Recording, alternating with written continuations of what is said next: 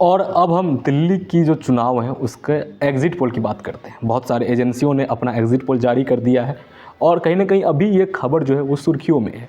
दिल्ली चुनाव जो है वो संपन्न हो गया है, यानी कि 5 फरवरी को दिल्ली में चुनाव था, दिल्ली विधानसभा का चुनाव था और 8 फरवरी को इसका जो रिज़ल्ट है वो जारी किया जाएगा। सभी पार्टियों का जो दिल है वो धड़कने लगा है काफ़ी ज़ोरों ज़ोरों से कि दिल्ली में किसकी सरकार बनेगी। लेकिन अभी हम कुछ एजेंसियों के बारे में आपको बताते हैं कि किस एजेंसियों को कितना लगता है कि एग्ज़िट पोल मतलब अपना एग्ज़िट पोल जारी किया है एजेंसियों ने, उन सभी का जो आंकड़ा है वो कहीं ना कहीं हम आपको बताने वाले हैं।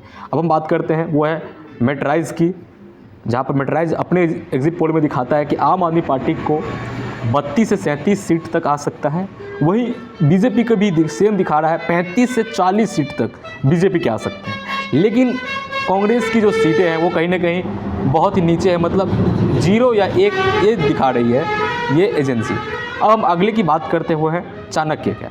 चाणक्य जो एजेंसी है उसका जो है वो 25 से 28 सीटें दिखा रही है आम आदमी पार्टी की, और बीजेपी के जो है वो कहीं ना कहीं 39 से 44 सीट दिखा रही है। मतलब इतना बड़ा आंकड़ा दिखा रही है जिससे कि मतलब लगभग सरकार बन जाएगी बीजेपी की। और अगला जो है वो कहीं ना कहीं मतलब कांग्रेस की दिखा रही है वो 2 से 3 सीट तक मतलब आ सकती है, ये दिखा रही है चाणक्य एजेंसी।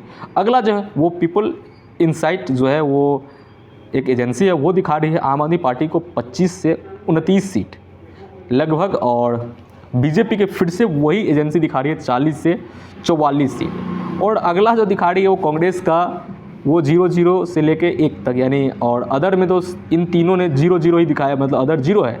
अगला जो है वो पोल डायरी है, वो आम आदमी पार्टी का 18 से 25 सीटें दिखा रही। नेक्स्ट जो है वो कहीं ना कहीं बीजेपी के ही हैं, और बीजेपी का वो जो दिखा रहा है वो 42 से 50 सीट दिखा रहा है, और कांग्रेस के 0 से 2 सीट तक, और अदर के भी उसमें 2 सीट दिखा रहे हैं।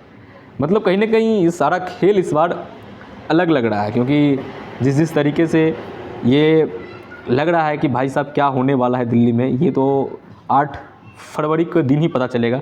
अभी एग्ज़िट पोल फिलहाल जारी है, वो हम बता रहे हैं आपको। और जेबीसी जो है वो कहीं ना कहीं 22 से 31 सीट आम आदमी पार्टी की दिखा रही है, और बीजेपी के जो है 39 से 45 सीट दिखा रही है। अगला जो है वो कांग्रेस के 2 सीट दिखा रही है लगभग, और अदर 1 दिखा रही है। फिर अगला की बात करते हैं वो पी मार्क जो है वो 21 से 31 सीट आम आदमी पार्टी की दिखा रही है, और बीजेपी के जो है वो 39 से 45 यानी कि 39 से 45 सीटें दिखा रही है। वो कहीं ना कहीं कांग्रेस के 1 सीट दिखा रही है, और अदर का 0 सीट दिखा रही है।